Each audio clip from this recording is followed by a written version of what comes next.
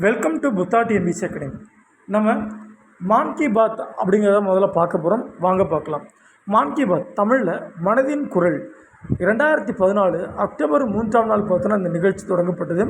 Radio மூலமாக இந்திய பிரதமர் பார்த்தோன்னா உங்களுக்கு மக்களோடு பேசுவாங்க.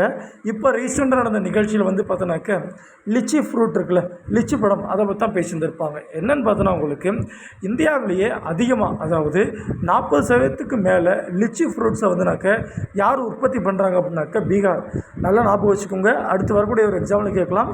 அதாவது பார்த்தோன்னாக்க the state capital of litchi fruit பார்த்தோன்னா உங்களுக்கு பீகார் ஞாபகம் வச்சுக்கோங்க.